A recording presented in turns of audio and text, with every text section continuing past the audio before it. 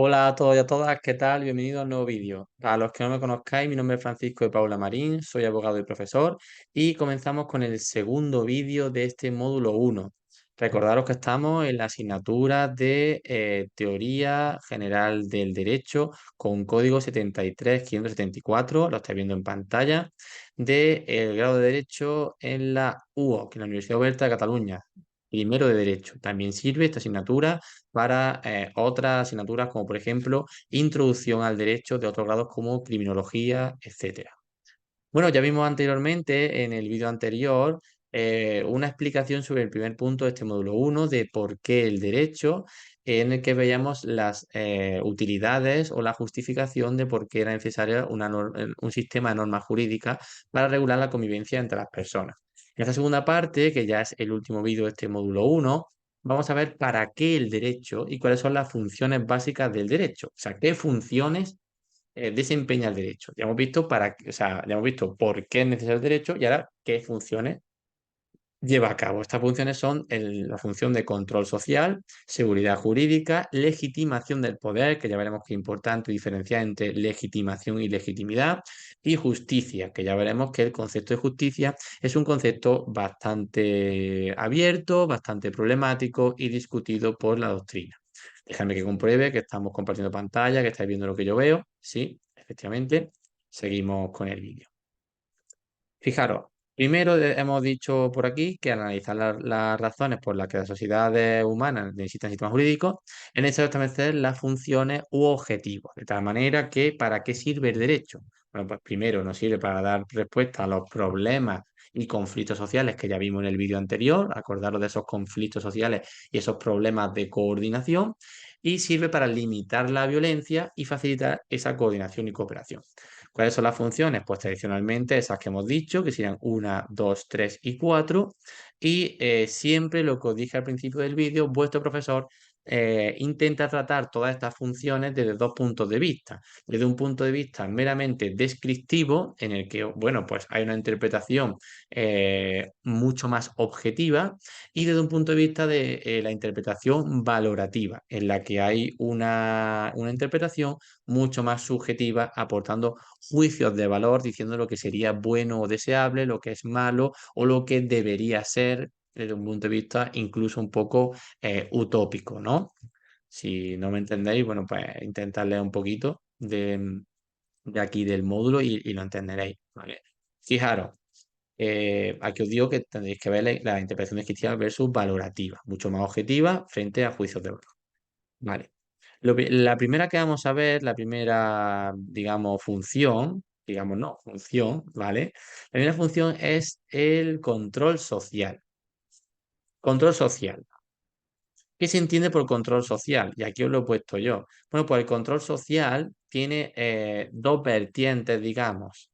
Por un lado, la función integradora, que tenéis en pantalla, y por otro lado, la función reguladora. Fijaos, la función integradora nos dice que el derecho contribuye, perdón, a que las personas se sientan parte de una comunidad como iguales, reduciendo así los conflictos, lo que provoca o lo que ayuda a que aumente la solidaridad y la cohesión.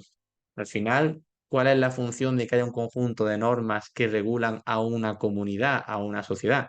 Que todas esas personas estén a gusto conviviendo, sepan que forman parte de un país, en este caso, por ejemplo, si observamos el ordenamiento jurídico de España, ojo, como soy de primero, me paro en algunos conceptos, el concepto de ordenamiento jurídico hace referencia al conjunto de todas las normas que regulan dentro de un país. Ordenamiento jurídico español, perdona, jurídico español sería el conjunto de normas y o disposiciones, que disposiciones es sinónimo de norma, ¿vale? No hago bien, disposición igual a norma, que regulan todas las relaciones y, bueno, todas las interacciones sociales, públicas, privadas que se hacen en España, ¿vale? Desde un contrato privado de compraventa de un coche hasta pedir una beca a la universidad, cualquier relación, acción, pues está regulada por el ordenamiento jurídico en su conjunto. Bueno, pues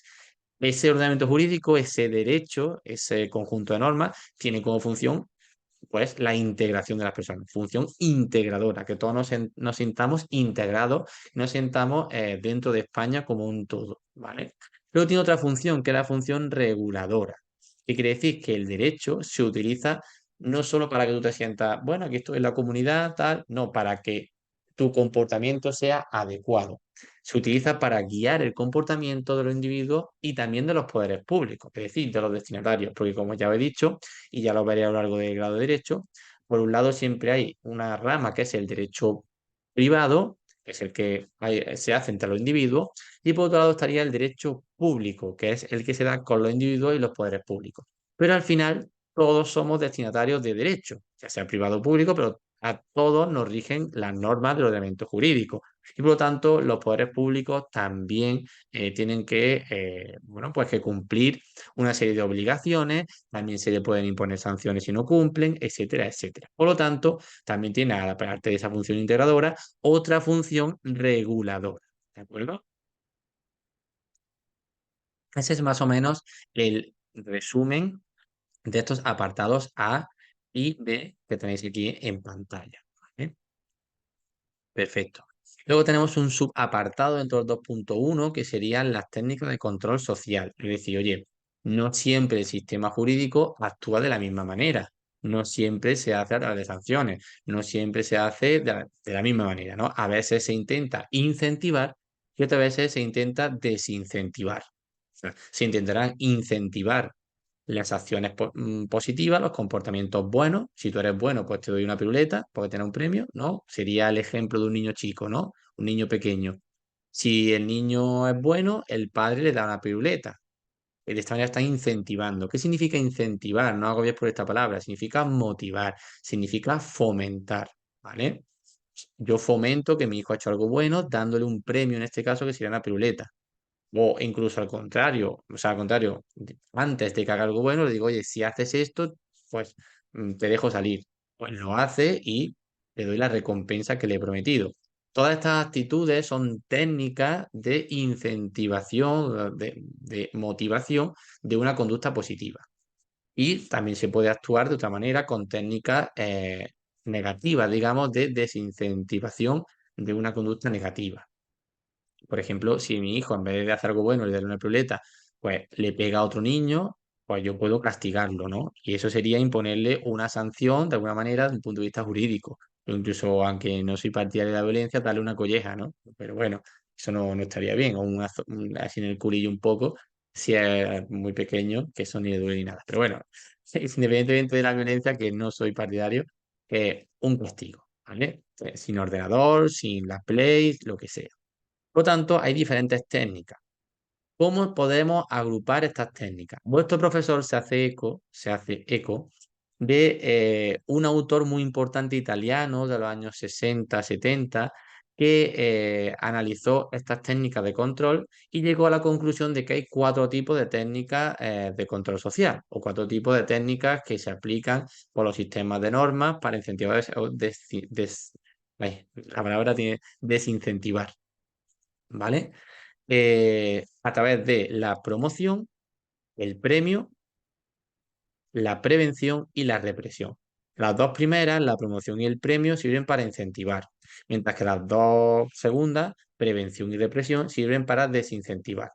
Lo único que tenéis que aprenderos es que una incentiva y otra desincentivan, y que dentro de las que incentivan y de las que desincentivan, pueden aplicarse antes o después. El claro ejemplo es el que yo he dicho.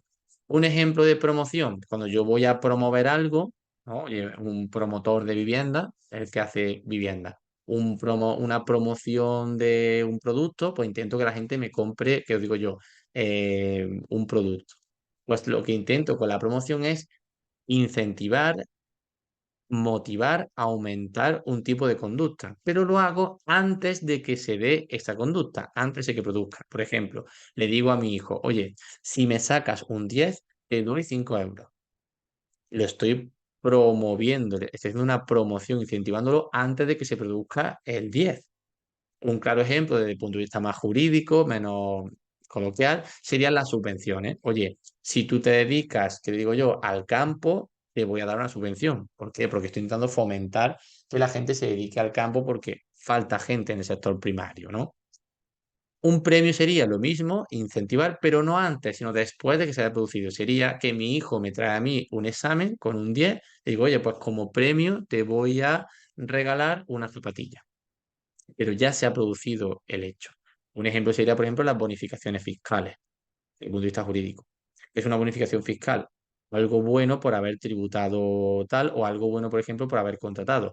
Hay muchos despachos o muchos, sí, muchos despachos, en nuestro caso, porque somos juristas de abogados, a los que tienen bonificaciones fiscales por contratar menores de 30 años o por contratar gente con discapacidad, etcétera. ¿Vale? Pues una vez que los contratas te dan la bonificación, aunque estaría un poco mezclado con la promoción, ¿no? Porque tú también lo sabes de antes, pero bueno, ¿me entendéis? Y luego tendríamos las otras dos técnicas de control social, que serían la prevención y la represión. Fijaros, estas técnicas no intentan motivar una conducta buena, sino desmotivar una conducta mala. Es decir, que no se siga provocando esa conducta. Entonces, la prevención intenta, pues, como su nombre indica, prevenir, ¿no? Ya sabemos lo que es la prevención, por ejemplo, de riesgos laborales. Intento prevenir el riesgo. Pues la prevención intenta prevenir una conducta.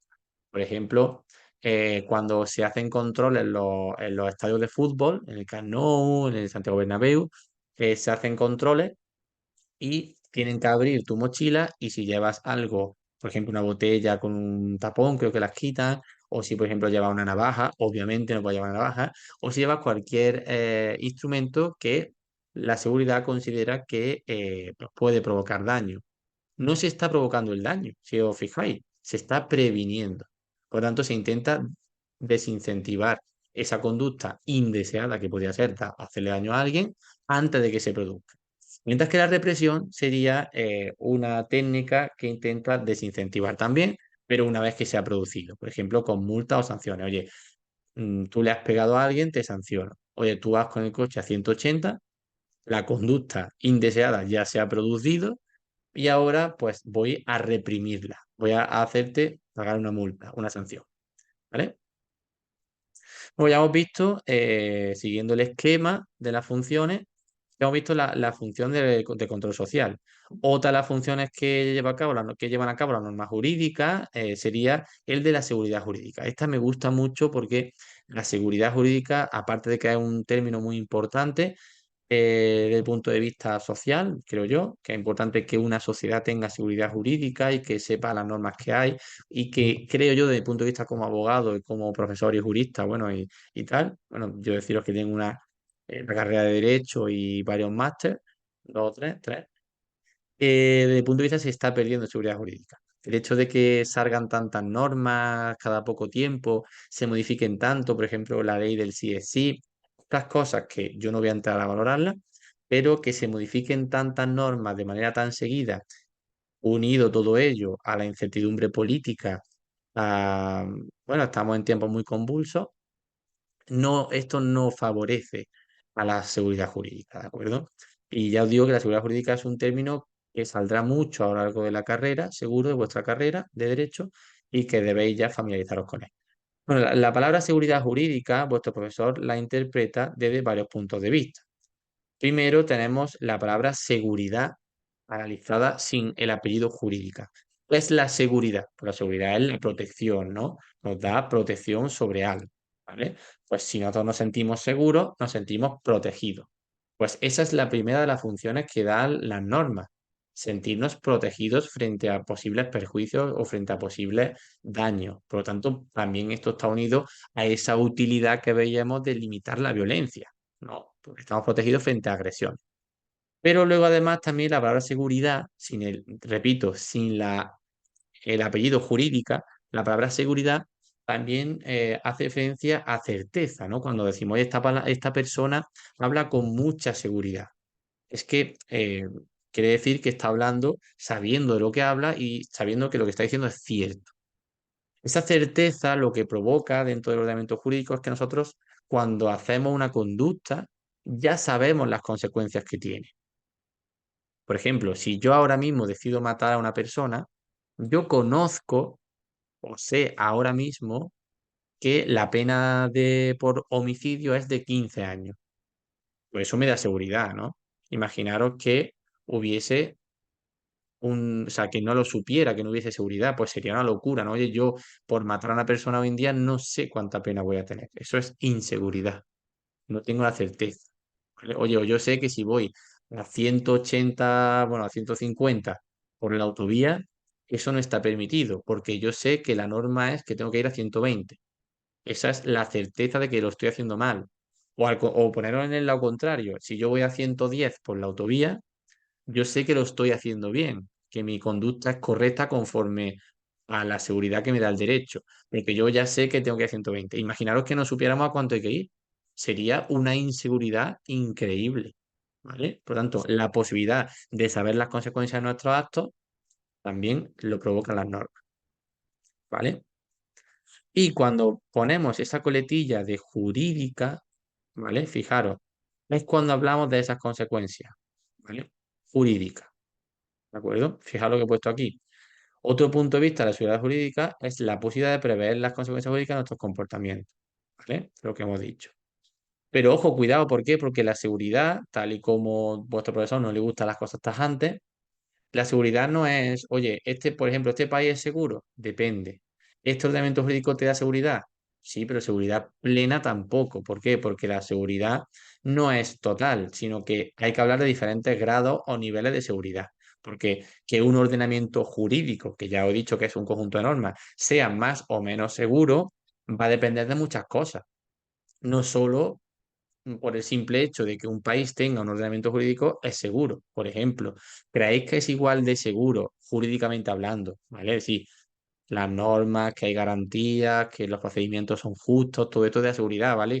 Que tú sepas que, por ejemplo, como pasa en otros países como en China, no te van a detener si no has hecho un delito y te van a dejar en la cárcel. Por ejemplo, hay un caso de un hombre que hace 10 meses, ¿no? Que no sé si habéis visto noticias, hizo un viaje para ver el Mundial de Qatar, hizo un viaje andando, cruzó la frontera de Irán, le echó sin querer una foto a un edificio público y lo acusaron de espía y lleva un año en la cárcel. ¿Creéis que Irán o Irak, no sé si es Irán o Irak, tiene seguridad jurídica si pasan estas cosas? Obviamente no. Hay claramente una persona inocente metida en la cárcel y sin embargo Irán e Irak tienen un ordenamiento jurídico, pero no tienen seguridad jurídica, porque la seguridad jurídica depende de más cosas. O sea, no quiero que os quedéis, que es lo que dice aquí el profesor, que simplemente por el hecho de que un país tenga un ordenamiento jurídico, ya hay seguridad jurídica. No. Puede haber diferentes niveles de seguridad jurídica y la seguridad jurídica depende de diferentes aspectos. Primer aspecto, la claridad.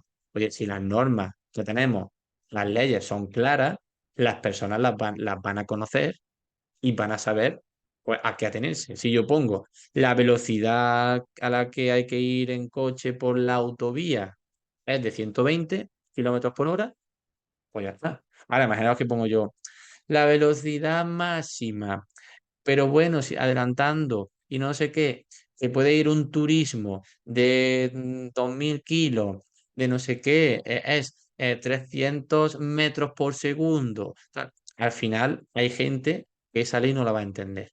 Y eso le va a provocar una inseguridad, porque va a decir, Dios, es que yo no sé cuánto pesa mi coche. ¿Esto está dentro de los pesos o no? Oye, es que yo no sé cuánto son 300 metros por segundo. Tal, porque los coches están en kilómetros por hora, tal. ¿Veis el ejemplo? Parecen cosas muy tontas, pero es para que lo entendáis, ¿vale? Para que lo entendáis.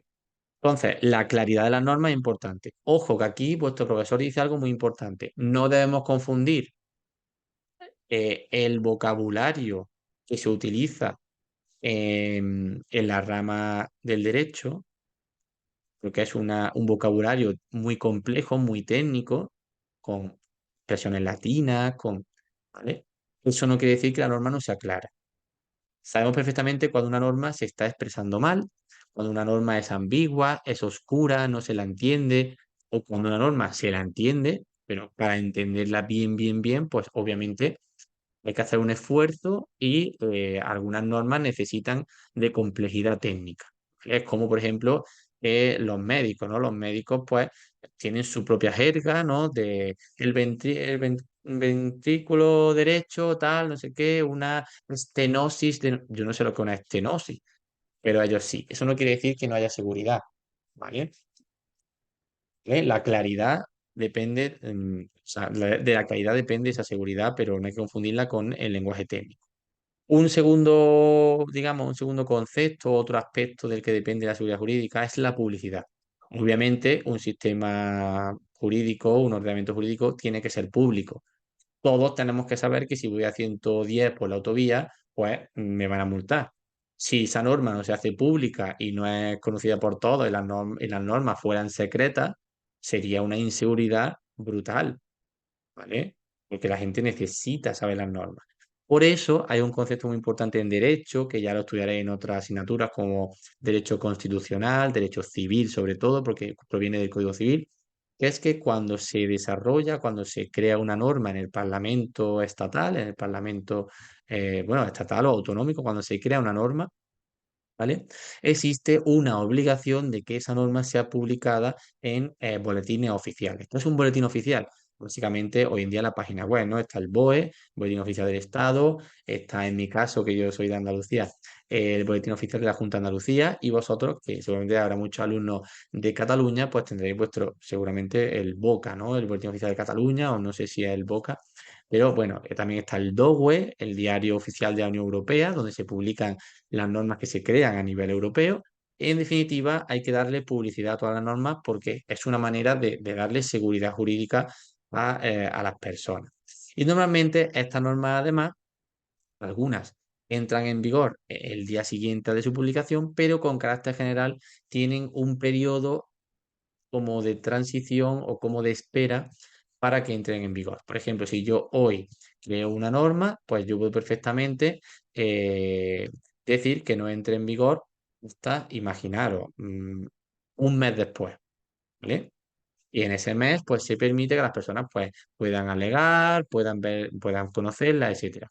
Este periodo en el que se pospone su entrada en vigor se denomina vacatio legis, ¿vale? Un vocablo latín que tenéis que ya que familiarizaros también. ¿De acuerdo? Vale. Normalmente, según el artículo 2.1 del Código Civil, se tiene una vacatio legis de 20 días. Pero bueno. Y eso sí es importante, nunca una ley puede entrar en vigor con carácter retroactivo o antes de su fecha de publicación oficial, ¿vale? Lo que sí que puede tener efectos retroactivos favorables, pero no puede entrar en vigor antes de que sea publicada, ¿de acuerdo? Esto que permite que la gente conozca las normas que existen y que aumente esa seguridad jurídica de la que estamos hablando, ¿de acuerdo? Vale. Igualmente, aquí nos dice vuestro profesor que es imposible que en la actualidad, debido a la cantidad de normas que se hacen, por eso digo que a veces tanta cantidad de normas es contraproducente y negativo para la seguridad jurídica, es imposible que todas las personas conozcan todas las normas. Por mucho que se publique y por mucho que se intente que todo el mundo conozca las normas, es imposible. Por eso mismo, en el caso del derecho, hay especialistas que es, como yo, por ejemplo, que se dedican a una rama concreta del derecho. Yo, por ejemplo, soy especialista en el derecho general, obviamente, pero sobre todo en derecho mercantil, derecho constitucional, derecho laboral y derecho administrativo en general, ¿vale? Pero hay otra gente, otros abogados, que son especialistas en derecho de familia y sucesiones. Otros son especialistas en derecho hipotecario o incluso dentro del derecho hipotecario son especialistas en algo en concreto. Se tiene que acotar mucho porque no se puede conocer todo, ¿vale? Y por último, o no sé si penúltimo, creo que penúltimo, otra, otra, ¿vale? Aquí, exactamente. Otra de las funciones sería, penúltimo, legitimación del poder político y por último la justicia, ¿vale? La legitimación del poder político. ¿Qué quiere decir esto? Fijaros, no tiene sentido que haya un ordenamiento jurídico, una serie de normas, sin que haya un poder político que aplique esas normas, que ejerza una autoridad, porque al final, fijaros, cuando nosotros aplicamos las normas, estamos de alguna manera aplicando violencia sobre las personas. O sea, cuando yo cojo a una persona y le digo, oye, te voy a multar porque vas a 150, le estoy haciendo que me pague dinero, le estoy quitando dinero. ¿Vale? ¿En qué se diferenciaría eso, por ejemplo, de una persona que le roba a otra persona? Pues porque una, una acción está justificada y otra no. Bueno, pues esa justificación, ¿vale? Es lo que llamamos legitimidad de actuación. O sea, cuando algo es legítimo, Decimos que está fundamentado, que tiene respaldo jurídico, que hay detrás una norma jurídica que se está aplicando. Yo no te estoy aplicando una multa de 200 euros porque sí, por la cara, ¿vale? Sino que me estoy basando en que tú ibas a 150. Tiene sentido, ¿no? Pues para aplicar esas normas, esas sanciones y limitar y de alguna manera aplicar violencia, por ejemplo, si alguien mata a otra persona, a esa persona se la mete en la cárcel, se le está privando de su libertad, de alguna manera estamos aplicándole la fuerza y estamos secuestrando a esa persona. ¿Qué diferencia hay de otra persona que secuestra a otra? Bueno, pues que al final esa privación de libertad está legitimada, está justificada y tiene sentido. No se ha hecho de manera arbitraria. ¿Vale? Cuidado porque actuar de manera arbitraria significa actuar sin un procedimiento establecido o sin una norma que respalde esa actuación. ¿Vale? Sin embargo, no es lo mismo actuar de manera arbitraria que de manera discrecional. Ojo, cuidado, son dos conceptos totalmente distintos que en derecho es importante saberlo. Actuar de manera arbitraria es cuando, por ejemplo, eh, si tú has matado a una persona y la pena es de 10 a 15 años, porque las penas no son solo 15 años, sino que son una horquilla, ¿no? Son una, como, os digo yo, no me sale el nombre, sí, una horquilla. Puedes darle 10 11 12 13 14 15 los que sea, ¿no? De 10 a 15 años, imaginaros que el juez te dice, pues tú 25 años. Está actuando totalmente de manera arbitraria, porque le caes mal o por lo que sea. Manera arbitraria totalmente, no está atendiendo a la razón, no está justificado por ningún momento, no está siguiendo la norma, etcétera. Eso es actuar de manera arbitraria. ¿Qué significa actuar de manera discrecional? Significa que, oye, dentro de que si una persona mata a otra, el delito o la sanción es de 10 a 15 años, bueno, pues el juez tiene la potestad, tiene la capacidad para determinar si van a ser 11 años, 12 años y 6 meses, 13 años o 15 años. Esa potestad de variar atendiendo al criterio profesional del juez es lo que se denomina la discrecionalidad. ¿Vale? Entonces aquí estamos hablando de que el poder político tiene que estar legitimado y no puede actuar de manera arbitraria, ¿vale? Y para eso es necesario, pues, mm, que la administración pública tenga un poder para poder hacer uso de la fuerza y hace falta también que se haga de manera legítima. Diferencia entre legitimidad y legitimación. Fijaros, yo lo he puesto aquí para que lo entendáis mejor. La legitimidad es mucho más objetiva, ¿vale? La legitimidad es, oye, yo estoy actuando conforme a un mandato, conforme a una ley. Imaginaros que en Estados Unidos, ¿no? En Estados Unidos, imaginaros, no pasa, en Estados Unidos existe la pena de muerte, ¿eh?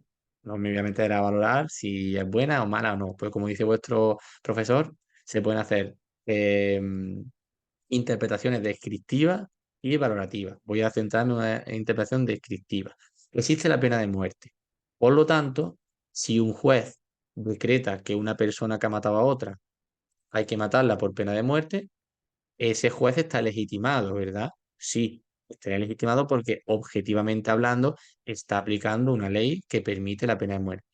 Pero a lo mejor el resto del pueblo donde ha pasado esa muerte, donde tal, no considera que ha sido justa esa sentencia y puede considerar que es desmedida y que es demasiado fuerte la pena de muerte.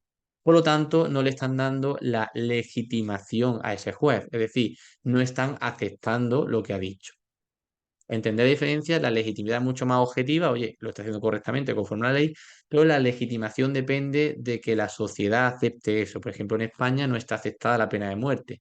No le daríamos legitimación desde el punto de vista moral, justo o social a esa actuación, pero él la está aplicando de manera legítima. Espero que haya entendido la diferencia porque son dos conceptos un poco conflictivos y un poco confusos. ¿De acuerdo? Y nada, chicos, entramos en la última función, chicos y chicas, ¿eh? Entramos en la última función del ordenamiento jurídico o del derecho, que es la justicia. La justicia, ya os digo que es un concepto muy abierto, muy conflictivo y simplemente, bueno, nos dice vuestro profesor que el derecho es un instrumento para promover la justicia o crear una sociedad más justa. Al final, el concepto de justicia pues tiene dos sentidos, un sentido legal y un sentido o una perspectiva moral. Desde el punto de vista legal, que aquí os lo pongo, ¿vale? Pues es toda aquella actuación que se realiza conforme al derecho. Por lo tanto, decir que esta actuación ha sido justa o También se puede decir ajustada al derecho, fijaros ese juego de palabras, ¿no? Justa o ajustada al derecho, se puede decir básicamente que ha seguido la norma.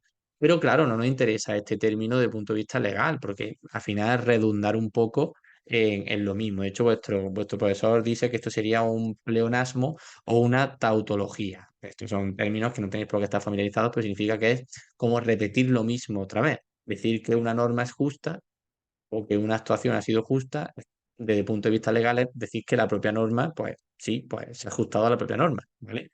Pero desde una perspectiva moral sí que es un poco más debatible y es un concepto mucho más complejo y hay diferentes teorías de la justicia. ¿Vale? Y vuestro profesor, más que hablar de una concepto de teoría, o sea, de un concepto de justicia como tal, habla de que habría que aplicar diferentes conceptos o familias de conceptos, desde un punto de vista formal, material, retributivo o distributivo.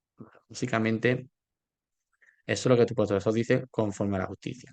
No me quiero parar mucho en el término justicia porque hay otro módulo que os dice por aquí vuestro profesor, que aquí el módulo de Derecho y la Justicia, en el que se explaya un poco más. Y yo creo que entrar en debate sobre la justicia desde el punto de vista moral sería más de otra asignatura, como por ejemplo filosofía del derecho o deontología, ¿vale? Por lo tanto, yo creo que lo que he puesto aquí es un concepto muy debatido, que es complejo y se debe interpretar más desde el punto de vista valorativo que desde el descriptivo.